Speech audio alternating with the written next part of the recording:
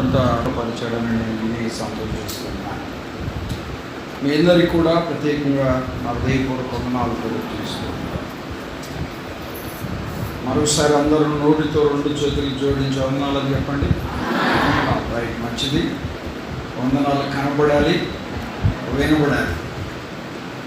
దైవ గ్రంథంలో చిన్న మాట చూద్దాం. యాకోబు రాసిన పత్రిక, పరిశుద్ధమైన బైబిల్ గ్రంథం నుండి 5వ అధ్యాయం. యాకోబు రాసిన పత్రిక 5వ అధ్యాయం 16, 17 వచనాలు నేను చదువుతాను. వాక్యం మీద మీ మనస్సు ఉంచాలని కోరుతున్నాను.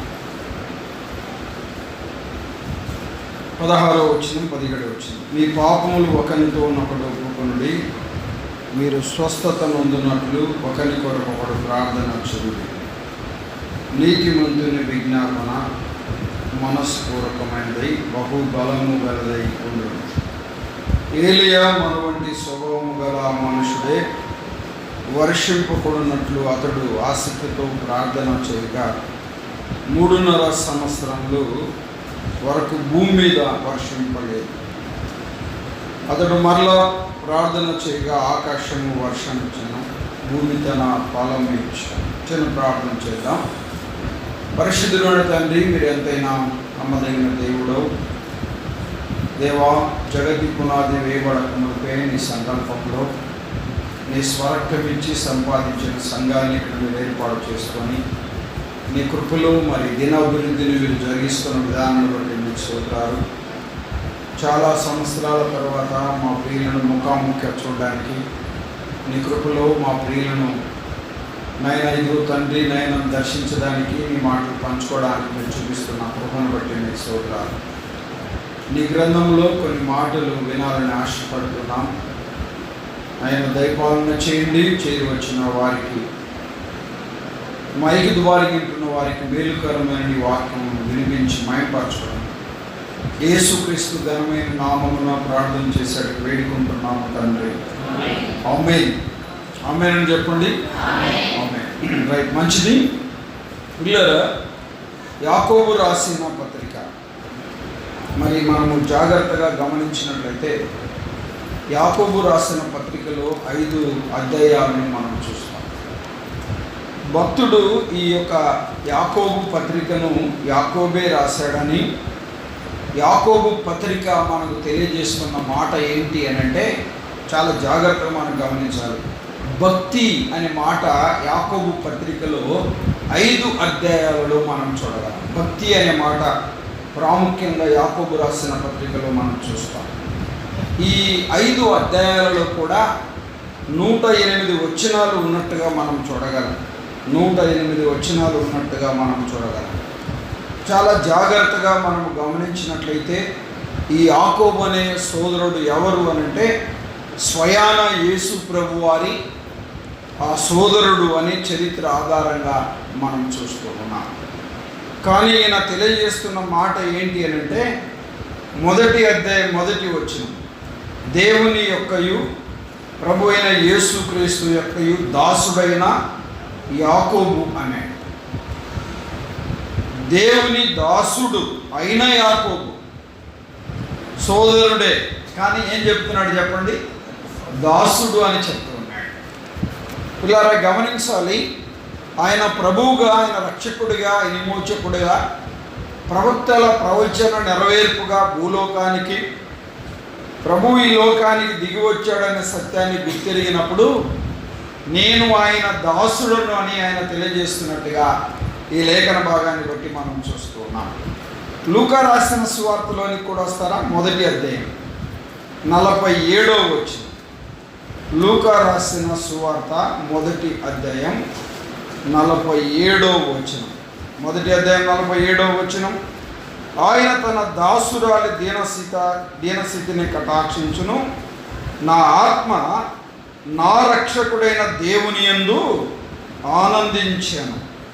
నా ఆత్మ నా రక్షకుడైన దేవుని యందు ఆనందించెను. ఎవరంటున్న మాట ఇది? దేవుని మాటల వైపు మనసు పెడితే తల్లి అయిన మరియ తెలియజేస్తున్న మాట. యేసు ప్రభు వారిని ఏమంటుంది తల్లి అయిన మరియా? ఏమంటుంది? తన దాసురాలి దీనస్థితి అంటున్నాడు. నేను కూడా ప్రభు దాసురాలిని అనే మాట ఆమె కూడా తెలియజేస్తున్నట్టుగా మనం చూస్తున్నాం. అంతేకాదు ప్రభువారు రక్షకుడు అనే మాట ఆమె తెలియజేస్తున్నట్టుగా మనం చూస్తూ ఉన్నాం. స్వయాన తన గర్భమున పుట్టినప్పటికీ నేను ప్రభు దాసురాలిని అని ఆమె తెలియజేస్తాను. స్వయాన తమ్ముడైనప్పటికీ నేను దేవుని దాసుడను అని తెలియజేస్తున్నట్టుగా మనం చూస్తూ ఉన్నాం. సరే, దేవుని మాటల వైపు మనసు పెట్టాలి. పిల్లారా, మనం ఇక్కడ జాగ్రత్తగా గమనించినట్లయితే యాకోబు రాసిన పత్రిక 5వ అధ్యాయం, మరి ఈ యొక్క పత్రికలో మనము గమనించినట్లయితే యాకోబు రాసిన పత్రిక 5వ అధ్యాయంలో మరి మనము గమనించినట్లయితే 16వ వచనం, మీ పాపములు ఒకనితోనొకడు ఒప్పుకొనుడి. 16వ వచనం 5:16, మీ పాపములు ఒకనితోనొకడు చెప్పండి ఏంటంట? ఒప్పుకొనుడి అనే మాటలు మనం చూస్తున్నాం. ఒకనితోనొకడు ఒప్పుకొనుడి, మీరు స్వస్థత నొందినట్లు ఒకరి కొరకు ఒకరు ప్రార్థన చేయుడి అనే మాట చూస్తున్నాం. ఒకరితో ఒకరు ఏం చేయాలి? ఒప్పుకోవాలి. ఇంకోటి, ఒకరి కొరకు ఒకరు ఏం చేయాలి? ప్రార్థన చేయాలి. మీ పాపములు ఒకరితోనొకడు ఒప్పుకొనుడి. ఇది చేయడం కష్టం. ఒకరి కొరకు ఒకరు ప్రార్థన చేయడం సులభమే. ఒకరి కొరకు ఒకరు ప్రార్థన సహజంగా చేస్తూ ఉంటారు. మొదటి మన మాట ఇక్కడ చూస్తే మీ పాపములు ఒకరితోనొకడు ఒప్పుకొనుడి అనే మాట చూస్తున్నాం. రెండోది, రెండో మాట మనం ఇక్కడ ఏం చూస్తున్నాం? ఒకరి కొరకు ఒకడు ప్రార్థన చేయుడి అనే మాట చూస్తున్నాం. ఈ పాపంలో కొంత ఒకడు ఒప్పుకొనుడి, మీరు స్వస్థత నొందునట్లు ఒకరి కొరకు ఒకడు ప్రార్థన చేయుడి. స్వస్థత అనే మాట ముందు పెట్టాడు, ఆ మధ్యలో పెట్టాడు. ముందేం పెట్టాడంటే వినండి, ఒకరి కొరకు ఒకరితో ఒకరు పాపములు ఒప్పుకొనుడి అన్నాడు. తర్వాత స్వస్థత అన్నాడు. మూడో మాట ఒకరి కొరకు ఒకరు ప్రార్థన చేయండి అని చెప్పాడు. 17వ వచనంలో ఒక బలమైన వ్యక్తిని, పాత నిబంధనలో ఉన్న వ్యక్తిని జ్ఞాపకం చేస్తున్నట్టుగా మనం చూస్తున్నాం. ఏలి అనే భక్తుని గురించి తెలియజేస్తున్న విధానాన్ని మనం చూస్తున్నాం. ఏలి అనే భక్తుడు మన వంటి స్వభావము గల మనుషుడే. అతడు ప్రార్థించగా వర్షం పడలేదు, అతడు ప్రార్థించగా వర్షం పడింది అనే 2 మాటలు అక్కడ చెప్పాడు. చాలా జాగ్రత్తగా గమనించాలి. ప్రార్థించగా ఏం పడింది? ముందు వర్షం పడలేదు, తర్వాత వర్షము పడింది అనే మాటని ఇక్కడ తెలియజేస్తున్నాడు. 16వ వచనంలోనే ఏమంటున్నాడు? మీ పాపములు ఒకరితోనొకడు ఒప్పుకొనుడి, మీరు స్వస్థత నొందునట్లు ఒకరి కొరకు ఒకడు ప్రార్థన చేయుడి అన్నాడు. అంటూ నీతిమంతుని విజ్ఞాపన. ఎవరి విజ్ఞాపన? నీతిమంతుని విజ్ఞాపన అన్నాడు. జ్ఞాపన ఎదుటివారి గురించి చేసేదే విజ్ఞాపన. ఎదుటివారి గురించి చేసేదే విజ్ఞాపన. ఇలా నీతిమంతుని విజ్ఞాపన మనస్పూర్వకమైనదై బహు బలము గలదిగా ఉన్నది అని మాట చూస్తున్నాం. బలము గలదిగా ఉండును నీతిమంతుని విజ్ఞాపన. ఎవరి విజ్ఞాపన? నీతిమంతుని విజ్ఞాపన. పిల్లలు గమనించాలి. నీతిమంతుని విజ్ఞాపన, నీతిమంతుని ప్రార్థన, నీతిమంతుని యాచన, నీతిమంతుని కృతజ్ఞతాస్తుతులు, నీతిమంతుని అర్పణ. ప్రార్థనలో కొన్ని భాగాలను మనము గమనించగలం. తిమోతికి రాసిన మొదటి పత్రికలో 2వ అధ్యాయములో ఆ భాగాలను మనం చూస్తాం. ప్రార్థన, విజ్ఞాపన, యాచనలు, కృతజ్ఞత, స్తుతులు అనే మాట అక్కడ మనం చూస్తాం. చాలా జాగ్రత్తగా గమనించాలి. నీతిమంతుని విజ్ఞాపన అనే మాట మనం చూస్తూ ఉన్నాం. నీతిమంతుని విజ్ఞాపన చాలా జాగ్రత్తగా గమనించాలి. ప్రభువారికి ఉన్న పేరేంటి అని అంటే ఆయన నీతిమంతుడు అనే పేరు ఉంది. వినండి, పిలాతు చెప్పాడు నీతిమంతుడని, పిలాతు భార్య చెప్పింది నీతిమంతుడని. వినండి, ఇస్కరోతు యూదా చెప్పాడు నీతిమంతుడని. ఆయన ఎవరు? మంతుడు అనే మాట చూస్తున్నాం. హెబ్రీ గ్రంథకర్త కూడా చెప్పాడు ఆయన నీతిమంతుడని. యేసు ప్రభు వారు ఎవరు అంటే నీతిమంతుడు. యోహాను భక్తుడు యోహాను రాసిన మొదటి పత్రికలో 1వ అధ్యాయం 8-9 వచనంలో మన పాపములు మనం ఒప్పుకొనిన యెడల ఆయన నమ్మదగిన వాడు నీతిమంతుడు గనుక ఆయన మన పాపములను క్షమించి సమస్త దుర్నీతి నుండి మనల్ని పవిత్రులుగా చేయును అనే మాట మనం చూస్తున్నాం. చాలా జాగ్రత్తగా మనం ఇక్కడ గమనించినట్లయితే ఆయన మనములను కూడా నీతిమంతులుగా చేస్తాడు అనే మాట చూస్తున్నాం. పిల్లలు గమనించాలి. రోమీలకు రాసిన పత్రిక 3వ అధ్యాయం 24వ వచనం చూస్తారా? 3:24 రోమీలకు రాసిన పత్రిక. కాబట్టి నమ్మువారు ఆయన కృప చేత క్రీస్తు యేసునందలి విమోచనము ద్వారా ఉచితముగా నీతిమంతులని తీర్చబడుచున్నారు. ఎంత మంచి మాట. నమ్మువారు ఆయన కృప చేత, నమ్మువారు ఆయన కృప చేత పిల్లల గమని క్రీస్తు యేసు నందలి విమోచనము ద్వారా ఉచితముగా నీతిమంతులుగా తీర్చబడ్డారు. మనందరిని ఆయన ఏం చేశాడు చెప్పండి? నీతిమంతులుగా చేశారు. పిల్లల ఉచితముగా నీతిమంతులుగా చేశారు. రోమా 3:11లో నీతిమంతుడు లేడు అని. మనం ఎవరిని? అనీతిమంతులం. కానీ మనం ప్రభు ఏం చేశాడు? నీతిమంతులుగా చేశాడు. ఎలా చేశాడు? ఉచితంగా చేశాడు. ఉచితంగా ప్రభువారు మనల్ని నీతిమంతులుగా చేశారు. ఎందుకు అనంటే నీతిమంతుని విజ్ఞాపన బహుబలము గలది అని చెప్పారు. నీతిమంతుడు ప్రార్థిస్తే, యథార్థవంతుడు ప్రార్థిస్తే, నమ్మకస్తుడు ప్రార్థిస్తే వారి మొరలు విన్నపాలు ప్రభు వింటాడు. దేవుని మాటల వైపు మనసు పెట్టాలి. దైవ గ్రంథం ఎంత చక్కగా మనం చూస్తున్నాం. నీతిమంతుని విజ్ఞాపన బహు బలము గలది అని, బలము గలది అని మాట చూస్తున్నాం. దేవుని వాక్యం మీద మనసు ఉంచాలి. వినండి పిల్లారా, ఈ యొక్క పత్రిక రాసిన యాకోబు భక్తుడు ఇలా చెప్తున్నాడు, నీతిమంతుని విజ్ఞాపన బలము గలది, బలము గలది అని చెప్పాడు.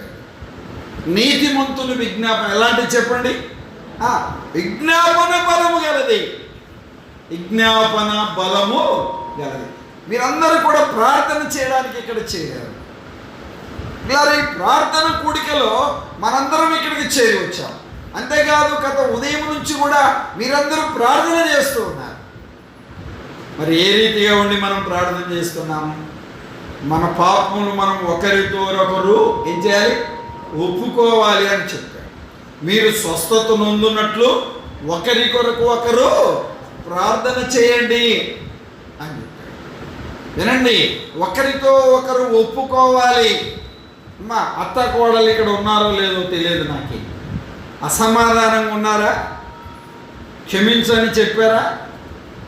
అత్త కోడళ్ళు, తండ్రి కుమారులు, భార్య భర్తలు నీతిమంతులుగా ఉండి ఒకరితో ఒకరు ఒప్పుకోల మనసు కలిగి క్షమ హృదయము కలిగి క్షమించుకునే వారిగా ఉండి దేవుని పాదాలు పట్టుకుంటే మన విజ్ఞాపన, మన ప్రార్థన బహుబలము గలదిగా ఉంటుంది.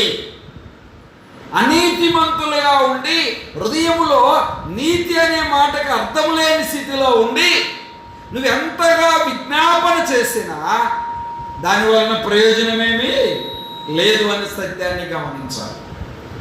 కోపం ఉంది, అసూయ ఉంది, కుళ్ళు ఉంది, కుట్ర ఉంది, ఈర్ష్య ఉంది, ఓరలేనితనం ఉంది, పగ ఉంది, కక్ష సాధింపు ఉంది. విజ్ఞాపన చేస్తే దేవుడు వింటాడా? చెప్పండమ్మా, చెప్పండమ్మా. ఆలోచన చేయాలి. అత్త మీద, కోడల మీద, తండ్రి మీద, తల్లి మీద, ఇరుగు పొరుగు వారి మీద, పిల్లల మీద, భర్త మీద, భార్య మీద, ఎవరి మీద అయినా కావచ్చు. మీ ప్రార్థన నేను వినాలి అని అంటే ఒకరితో ఒకరు మీ పాపములు ఒప్పుకోవాలంటే క్షమహృదయం కలిగిన వారిగా ఉండాలి. మీ మధ్య సంధి కుదరాలి. అప్పుడే నా బాధల చెంతకు రావాలి. సంధి కుదరకుండా స్వస్థత కావాలంటే, సంధి కుదరకుండా విడుదల కావాలంటే, సంధి కుదరకుండా విమోచన కలగాలంటే, సంధి కుదరకుండా నీకు మేలు జరగాలంటే అది వీలయ్యే పని కాదు అని ప్రభు చెప్తున్నాడు. ఒకరితో ఒకరు ఏం చేయాలి? అత్త నన్ను క్షమించు, కోడలా నన్ను క్షమించు. ఎంత మంచి మాట చెప్పావండి, నువ్వు ఏం చెప్పినా చెప్తాను, ఇలా చెప్పడానికి వీలవుతుందా? ఏమ్మా, భర్త దగ్గరికి వెళ్ళి నన్ను క్షమించండి, భార్య దగ్గరికి వెళ్ళి నన్ను క్షమించండి, తప్పేమీ లేదు. వినండి పిల్లరా, నీతిమంతులుగా మనం తీర్చబడినాము అని చెప్పుకుంటున్నాం, కానీ నీతిమంతులుగా ఉండి విజ్ఞాపన చేస్తున్నామా? దేవుని మాటల వైపు మనసు పెట్టాలి. దైవ గ్రంథము చెప్తున్న మాట ఏంటి అని అంటే, వినండి పిల్లరా, గమనించాలి. ఒకరితో ఒకరు మీ పాపములు చెప్పండి ఒప్పుకోవాలి. అంటే క్షమహృదయం కలిగిన వారిగా మనం ఉండాలి. నీతిమంతులుగా తీర్చబడ్డామని చెప్తున్నాము, పాటలు పాడుతున్నాము, ఆరాధన చేస్తున్నాము, రొట్టె ఇరుస్తున్నాము, ఏడ్చి విజ్ఞాపన చేస్తున్నాము. ఆ తర్వాత సంగతి లేదు. హృదయములో నీతిమంతులుగా ఉన్న అనుభవం కలిగిన వ్యక్తిగా ఉండకుండా నువ్వెంత ఏడిస్తే ప్రయోజనం ఏముంది? ఎంత విజ్ఞాపన చేస్తే ప్రయోజనం ఏముంది?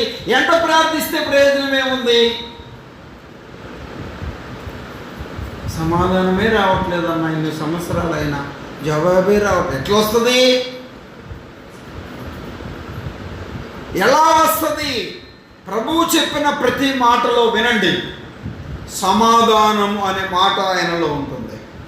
ఏముంటుంది చెప్పండి? సమాధానము అనే మాట ఆయనలో ఉంటుంది.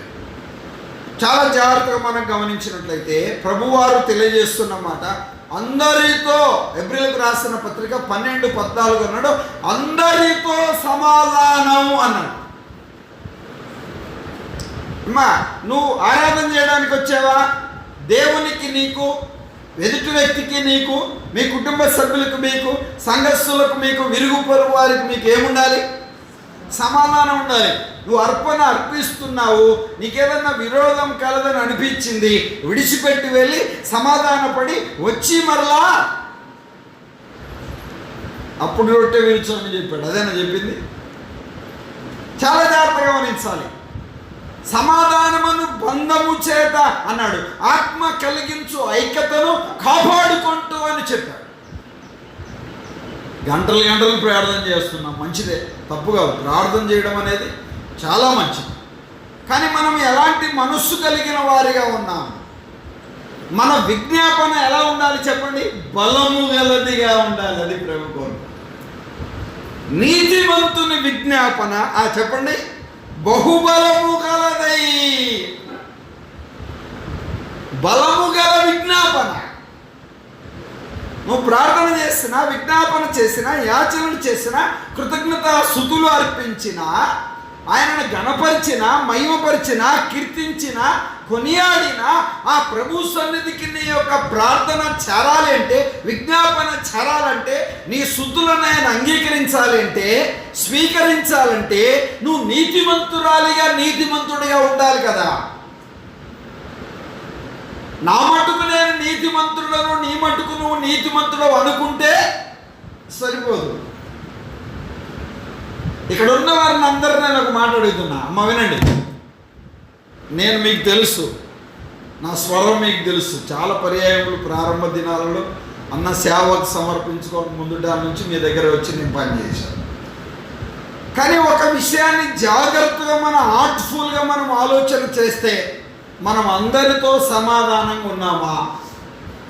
ఎవరికి వాళ్ళు ఆలోచన చేస్తే నిమ్మలంగా ఒక 10 నిమిషాలు లేదా ఒక 5 నిమిషాలు, 1 నిమిషం అలా కళ్ళు మూసుకొని ఆలోచన చేస్తే అందరితో సమాధానంగా ఉన్నామా? ఎవరైనా కావచ్చు, వారు ఏ వ్యక్తి అయినా కావచ్చు, అందరితో సమాధానంగా ఉన్నామా? ఆలోచన చేయాలి. ప్రభు కోరుకునేది సమాధానమును ఎతక వచ్చి తిని సమాధాన పరుచువారు చెప్పండి ధన్యులు. నేను సమాధానానికి కర్తను అని ప్రభు చెప్పాడు. ఏనండి పిల్లారా, నువ్వు నీతిమంతురాలిగా ఉండాలంటే అందరితో సమాధానం కలిగిన వ్యక్తిగా ఉంటేనే నీతిమంతురాలిగా ఉండగలవు. నీతిమంతుని విజ్ఞాపన,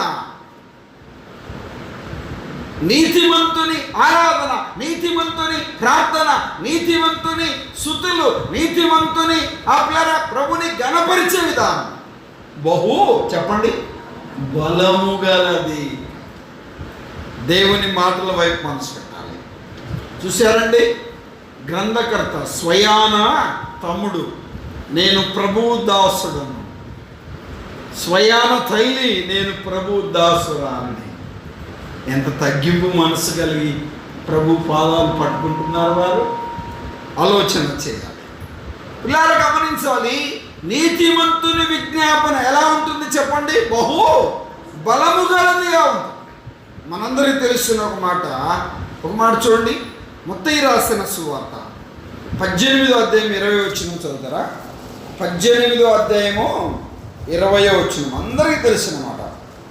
18వ అధ్యాయం 20వ వచనం చూడండి. ఇద్దరు ముగ్గురు నా నామమున ఎక్కడ కూడి ఉందురో వారి మధ్య ఉందురు అని చెప్పాడు. ప్రభు ఎక్కడ ఉంటాడు? ఇద్దరు అంటే భార్య భర్త, ముగ్గురు అంటే కుమారుడు అనుకోవచ్చు. ఇద్దరు ముగ్గురు కూడి ఉంటే వారి మధ్య ఉంటారని చెప్పాడు. ఈ మాటను బట్టి మనకి ఏమర్థం అవుతుంది? ప్రభువారు ఎక్కడ ఉండేవాడు? మన చెప్పండి మధ్యన ఉండేవాడు. ఎవరి మధ్య? నీతిమంతుల మధ్య ఉండేవాళ్ళు. ఇప్పుడు నలుగురు కలుసుకొని బారకట్ట ఆడుతున్నారు అనుకోండి, వారి మధ్య ఉంటారా? నలుగురు కూర్చొని సీరియల్ చూస్తున్నారు అనుకో, వారి మధ్య ఉంటాడా? ఉండడా? ఉండడా? ఉండడా?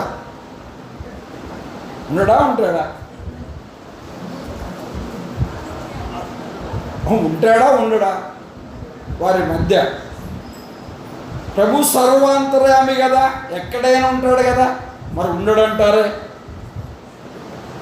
ఎనంటే పిల్లలు గమనించాలి, చాలా జాగ్రత్తగా మనం ఆలోచన చేయాలి. ఒక మాట చూడు దాడిపోదాం. లూకా రాసిన సువార్త 24వ అధ్యాయం 15-16 వచనాలు.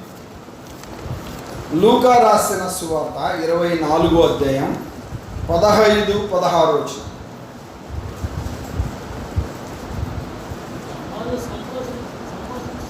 వారు సంభాషించుచు ఆలోచించుకొనుచుండగా యేసు తానే దగ్గరకు వచ్చి వారితో కూడా నడిచెను. నడిచెను. అయితే వారు ఆయనను గుర్తుపట్ట కుండిన వారైరి. వినండి, వారు ఎవరంట? వారితో కూడా నడిచెను. కానీ వారు ఏం చేశారు? వారు గుర్తుపట్టలేదు. వారితో కూడా నడిచాను. చూసారండి, వారు ఏమయ్యారంట? వారు ఎందుకు గుర్తుపట్టలేకపోయారు? కన్నులు మూయబడ్డారు. టీవీ దగ్గర కూర్చున్నావు, కళ్ళు మూసుకొని చూస్తావా, తెరిచి చూస్తావా? చెప్పండి. మొగల్ రేకులు, కార్తీక దీపాలు, ఇవన్నీ ఇంకేదో ఉన్నాయిగా పేర్లన్నీ. కళ్ళు మూసుకొని చూస్తారా, కళ్ళు తెరిచి చూస్తారా? ప్రభు వారితో ఉండెను, అయినను వారి కన్నులు ఆత్మీయంగా మూయబడ్డాయి. అందుకే ప్రభు వారిని వారు గుర్తెరగలేదు. ప్రభు సర్వాంతర్యామి. ఎక్కడ నీతిమంతులుంటే, ఎక్కడ పరిశుద్ధులుంటే, ఎక్కడ యథార్థులుంటే, ఎక్కడ యోగ్యులుంటే, ఎక్కడ నమ్మకమైన వారుంటే, ఎక్కడ ఆయన స్తుతించేవారుంటే, గణపరిచేవారుంటే, మహిమపరిచేవారుంటే వారి మధ్య ఉంటాడు, వారితో కూడా ఉంటాడు. వారి కన్నులు ఏం చేయబడ్డాయి? మూయబడ్డాయి. మన ప్రకాశంలో ఒక మాట కన్నులకు పొరలు అడ్డుపడ్డాయి అంటాం కదా. ఎవడన్నా చేయకూడని తప్పు చేస్తే కన్నులకు ఏం అడ్డుపడాయంట? చెప్పండి. వాడికి ఎవరైంది అర్థం కావట్లే, అందుకే ఇలా మాట్లాడుతున్నాడు, అందుకే ఇలా అంటున్నాడు. ఈ అమ్మాయికి ఎవరైంది అర్థం కావట్లే, అందుకే ఇలా మాట్లాడుతుంది, అందుకే ఇలా ప్రవర్తిస్తుంది అని చెప్తారు. ప్రభు వారితో కూడా నడిచాను. ఎవరితో నడిచాడు? వారితో కూడా నడిచాడు. కానీ వారికి ఏంటంట? వారు ఆయనను గుర్తుపట్టలేదు. ప్రభు ఎక్కడైనా ఉంటాడు, అది గుర్తుపెట్టుకో. చీకట్లో ఉంటాడు, వెన్నెల వలె ఉంటాడు, ఎక్కడైనా ఉంటాడు. దేవుని మాటల వైపు మనసు పెట్టాలి. మరి ముఖ్యంగా యేసు క్రీస్తుని నమ్ముకున్న నీ అంట ఉంటాడు.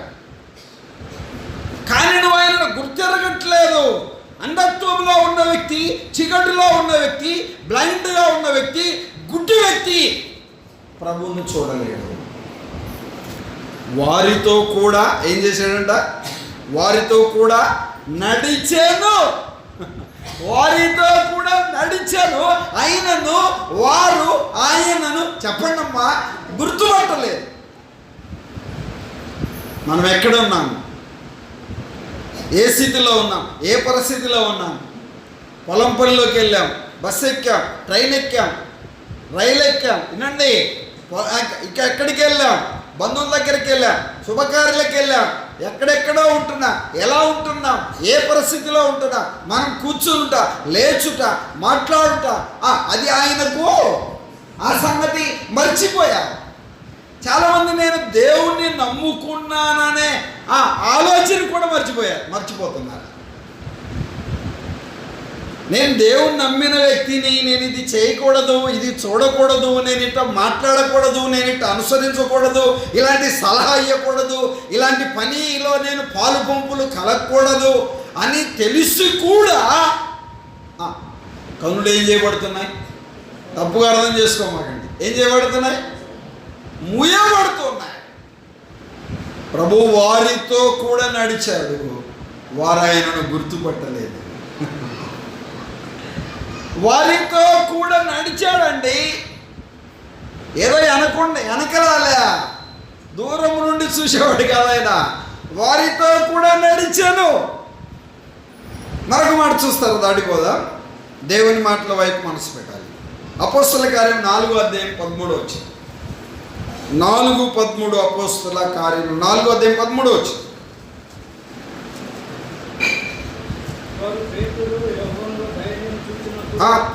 వారు పేతురు యోహానుల ధైర్యం చూసినప్పుడు ఇద్దలేని పామరులను గ్రహించి ఆశ్చర్యపడి వారు వినండి, వారు యేసుతో కూడా ఉన్నవారని ఏం చేశారు? గుర్తెరిగారు. వారు యేసుతో కూడా ఉన్నవారు. చూశారండి? వారు చెప్పండి, ఎవరితో ఉన్నవారు? యేసుతో కూడా. అసలు నడిస్తేనే వారు గుర్తుపట్టలేదు, కానీ వీరు ఉన్నవారని చూసి వారు గుర్తుపట్టారు. చూసారు? యేసుతో కూడా ఉన్నవారు వీరు. ఎవరు వీరు? విద్యాలయ పామరులు, భూలోకమును తల్లకిందులు చేయించున్నారు. వినండి నా ప్రియ తల్లిదండ్రులారా, మంచి మనసుతో ఆలోచన చేయండి. మన బంధువుల్లో, మన రక్త సంబంధుల్లో, మన కుటుంబ సభ్యుల్లో, మన గ్రామస్తుల్లో, మనకు తెలిసిన వారందరూ మనము యేసుతో కూడా ఉన్నవారిమని చెప్తున్నారా? మనం యేసుతో కూడా ఉన్నవారిమని గుర్తెరుగుతున్నారా? వీరు యేసుతో కూడా ఉన్నవారని చెప్తున్నారా? అమ్మా, ఆ చెల్లి ప్రభుని నమ్ముకుంది, ఆ యొక్క ప్రభుని నమ్ముకుంది, ఆ తల్లిగారు ప్రభుని నమ్ముకుంది, ఆ తమ్ముడు ప్రభుని నమ్ముకున్నాడు, ఆ పెద్ద ఆయన ప్రభుని నమ్ముకున్నాడు, రక్షించబడ్డాడు, వారు మందిరానికి వెళ్తారు, వారు క్రైస్తవులు అని చెప్తున్నారా మన గురించి? వారు యేసుతో కూడా ఉన్నవారు. ఎంత మంచి మాట అండి. వారు యేసుతో కూడా ఉన్నవారు. యేసుతో కూడా ఉన్నవారు ఎలా చెప్పారు? వారి క్రియలు, యేసు క్రియలు వారిలో కనపడ్డాయి.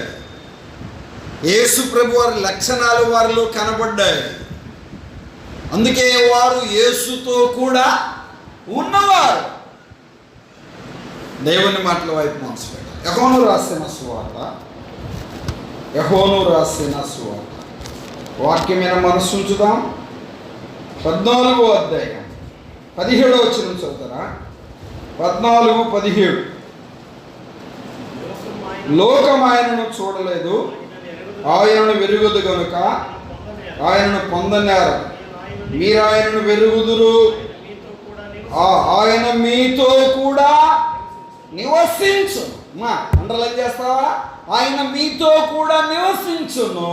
లోకం ఆయనను వెరుగదు, లోకం ఆయనను వెరుగదు.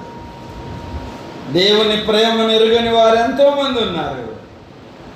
యేసు ప్రభుని గురించి దూషిస్తున్నారు, సేవకుని దూషిస్తున్నారు, మందిరాన్ని దూషిస్తున్నారు, పత్రిక ఇస్తే పడేస్తున్నారు, చింపేస్తున్నారు. బైబిల్ నాకు అక్కర్లేదు, పత్రిక అక్కర్లేదు, సువార్త ఇక్కడ చెప్పొద్దు అని చెప్తున్నారు. వారు ఎవరు చెప్పండి? వారు యేసును వెరుగని వారు. మంచి మాట అండి. చూస్తారా? చాలా జాగ్రత్తగా గమనించాలి. లోకం ఆయనను చూడలేదు, ఆయనను వెరుగదు గనుక ఆయనను పొందలేరదు. మీరు ఆయనను ఎరుగుదురు, మీరు ఆయనను వెరుగుదురు. ఆయన మీతో కూడా నివసించును. మీతో కూడా. కొంతమంది వస్తాడు పోతాడు అంటున్నారు, కొంతమంది ఏమో దిగిరా దిగిరా దిగిరా అంటున్నారు. మీతో కూడా నివసించును. పోయి రాడిక వచ్చాడు ఎంతగా. 2024 సంవత్సరాల కిందట పరలోకం నుండి భూలోకానికి వచ్చాడు. పెంతెకోస్తు దినమున పరిశుద్ధాత్మ దేవుడుగా ఈ లోకానికి వచ్చాడు. మరలా ఆయనకి ఎక్కడికి వెళ్ళలేదు. దేవుని మాటల వైపు మనసు పెట్టాలి. ఆయన మీతో కూడా చెప్పండి, నివసించును. మీ నివాసం ఎక్కడా? మీ ఊరెక్కడా? మీరు ఎక్కడ నివాసం చేస్తారు? ఆయన మీతో కూడా నివసించును. మీతో కూడా నివసించు. చదవండి, ఇంకేమన్నాడు ఇక్కడ? మీలో. అబ్బా, ఎంత మంచి మాట అండి. ఏమా, ఎక్కడ ఉంటాడు? మీతో ఉంటాడు, మీలో ఉండును. చదవండి, ఇంకో మాట ఉంది అక్కడ, విడువడు. బా, ఇంత మంచి మాట. మీతో కూడా ఉండును, మీలో ఉండును. మిమ్మల్ని అనాథలుగా అందరు విడిచిపెట్టిపోయారయ్యా, ఈ ఊరు లేదయ్యా. పిచ్చోడా, నేను వదిలిపెట్టలే అంటున్నాడు ప్రభు. అందరూ వదిలిపెట్టి వెళ్ళిపోయారయ్యా. మన వ్యక్తి చనిపోయాడు, దాదాపుగా 500-600 మంది వచ్చారు. చెప్పకుండా పోవాలని కూతురు కూడా వెళ్ళిపోయింది. అన్న కూతుర్లు 2 ఉంటే వాళ్ళు కూడా వెళ్ళిపోయారు. ఏంటమ్మా నువ్వు పోతున్నావు అంటే ఉండకూడదంటాయా అని ఏడ్చుకుంటూ పోతున్నావు. ఉంటానన్న వారు ఉండట్లేదండి. నేను తోడన్న భర్త, తోడన్న భార్య, తోడన్న పిల్లలు, తోడన్న తల్లిదండ్రులు, తోడన్న అన్నదమ్ములు చెప్పకుండా వెళ్ళిపోతున్నారు. అంబులెన్సులు పోయారు, శవం వచ్చింది అంబులెన్స్, అంతేగా. అవునగా చెప్పండి. మీతో కూడా నివసించును, మీలో. చూసారండి? చదవద్దు. యెహోవా రాసిన మొదటి పత్రిక 4వ అధ్యాయం 4వ వచనంలో అంటాడు, ఏనండి, మీలో ఉన్నవాడు లోకంలో ఉన్నవాడి కంటే గొప్పవాడు. మీలో ఉంటాడు, మీతో ఉంటాడు, మీతో నివసించును. ఏమ్మా, మీతో చెప్పండి, నివసించును. చాలామంది, నేను ఒక్క వ్యక్తినే ఉన్నా, నాకు భయం వేస్తుంది, నువ్వు తొందరరా, ఇక్కడేదో అరుపులేని పడుతుంది, కరెంటు పోయింది, అమ్మారా నానారా ఏమండిరా రే రారా అంటున్నావేమో. దేవుడు నీతో ఉన్నాడని, నీలో ఉన్నాడని, మీ మధ్య ఉన్నాడని మర్చిపోయావు. మనతో ఆయన నడుస్తున్నాడు, అది మర్చిపోయావు. ఎందుకు గుర్తెరగలేవారు? వారు అంధత్వం కలిగి ఉన్నారు. మీలో ఉండును. ఎక్కడ ఉండును చెప్పండి? మీలో ఉండును, మీలో ఉండును. నా యందు మీరు, మీ యందు నా మాటలు నిలిచి ఉండినడలా. దేవుని మాటే, దేవుని వాక్యము, వాక్యమే దేవుడు మన హృదయంలో నివాసించేవాడు, మన హృదయంలో ఉండేవాడు ప్రభు. మీలో ఉండును, మీతో ఉండును. మీలో ఉన్నవాడు లోకములో ఉన్నవాడి కంటే గొప్పవాడు. దేవుని మాటల వైపు మనసు పెట్టాలి. దైవ గ్రంథం ఎంత చక్కగా చెప్తా ఉంది. ఆలోచన చేయాలి. మనం చదువుకునే లేఖన భాగం ముందేం చదువుకున్నా? ఎక్కడ 2-3 కూడి ఉంటారో వారి మధ్య ఉంటానన్నాడు, వారితో ఉంటానన్నాడు, వారిలో ఉంటాను, వారిలో ఉంటానన్నాడు. పిల్లలు గమనించాలి. చాలా జాగ్రత్తగా ఆలోచన చేస్తే 34వ కీర్తనలో 7వ వచనంలో చెప్పాడు, యెహోవా యందు భయభక్తులు గల వారి చుట్టూ ఆయన దూత కావలి ఉండి వారిని రక్షించు. జాగ్రత్త, ఎవరు భయపడొద్దు. చెల్లి, తమ్ముడు, బాబు, ప్రేమగలిగిన దేవుడు ఎంత చక్కగా చెప్పాడండి. మీ మధ్య ఉంటాను, మీతో ఉంటాను, మీలో ఉంటాను, మీలో ఉంటాను, మీతో ఉంటాను, మీ మధ్య ఉంటాను. ఇంకెవరండి? మనకి విరోధంగా ఎవరు నివసించితే మనకేంటండి? మనకి విరోధంగా ఎవరు పోరాడితే మనకేంటండి? మనలో ఉన్నవాడు లోకములో ఉన్నవాడి కంటే నీతిమంతుని విజ్ఞాపన. మా ప్రభు మన మధ్య ఉన్నాడని, ప్రభు మనతో ఉన్నాడని, ప్రభు మనలో ఉన్నాడని నీతిమంతురాలిగా, నీతిమంతుడిగా నువ్వు విజ్ఞాపన చేస్తే నీ మొర విని, నీ విన్నపాలు విని నేను నడిపిస్తాడు. నీతిమంతుని విజ్ఞాపన చెప్పండి, బహు బలము గలది. ఏ రీతిగా దేవుని పాదాలు పట్టుకుంటున్నా? అసమాధానంగా ఉండి పట్టుకుంటున్నామా? నీతిని కోల్పోయిన స్థితిలో ఉండి దేవుని పాదాలు పట్టుకుంటున్నావా? నీతిమంతురాలిగా, నీతిమంతుడిగా తీర్చబడకుండా నువ్వెంత ఏడ్చినా, ఎంత ఉపవాసం ఉన్నా ప్రయోజనము లేదే. నేను సమాధానంగా ఉండను, నేను ప్రేమతో ఉండను, నేను క్షమించే మనసు కలిగి ఉండను, నేను ఉపవాసం ఉంటా, నేను గంటలు ప్రార్థన చేస్తా, నేను ఏడిచి చేస్తా, నాలాగా చేసే వాళ్ళు ఎవరు లేరని అనుకుంటే ప్రయోజనమేమి? మన మరో ప్రభు వినాలంటే మనం నీతిమంతులుగా ఉండాలి. ఆయన నీతిమంతుడు, నమ్మదగిన వాడు. మనం నీతిమంతులుగా చేస్తాం. కలవడంచండి, కలవండి. నా సమయం అయిపోయింది. దేవుని పాదాలు పట్టుకుందాం. ఏ రీతిగా ప్రభు సన్నిధిలో ప్రార్థించే వారిగా ఉన్నాం, ఏ రీతిగా దేవుని పాదములు పట్టుకునే వారిగా ఉన్నాం ఆలోచన చేసి దేవుని సన్నిధిలో నీతిమంతులుగా ఉండి, యథార్థవంతులుగా ఉండి, క్షమహృదయం కలిగిన వారు, ప్రేమించే మనస్సు కలిగిన వారు, ఎవరితో విరోధంగా ఉన్నామో గుర్తెరిగి మీ పాపములు ఒకరితోనొకడు ఒప్పుకోండి, మీరు స్వస్థత పొందినట్లు ఒకరి కొరకు ఒకరు ప్రార్థన చేయండి. నీతిమంతుని విజ్ఞాపన బహుబలము గలదయ్యు. మన మొర ప్రభు వినాలి అంటే, మన విన్నపాలు వినాలంటే, మన కుటుంబంలో, మన హృదయములో, మన జీవితాలలో దేవుడు గొప్ప కార్యాలు చేయాలి అంటే నీతిమంతుడిగా, నీతిమంతురాలిగా ఉండి ప్రభు పాదాలు పట్టుకోవాలి. అబ్రహాము చెప్పాడు, అయ్యా నీతిమంతులు ఆ పట్టణములో ఉంటే, ఇంతమంది నీతిమంతులుంటే, నీతిమంతులుంటే రక్షిస్తావా? నీతిమంతుల మొరను వినేవాడు, విన్నపాలు వినేవాడు. మనం ఎట్టి మనస్సు, ఎట్టి హృదయం కలిగిన వారిగా దేవుని పాదాలు పట్టుకుంటున్నాము.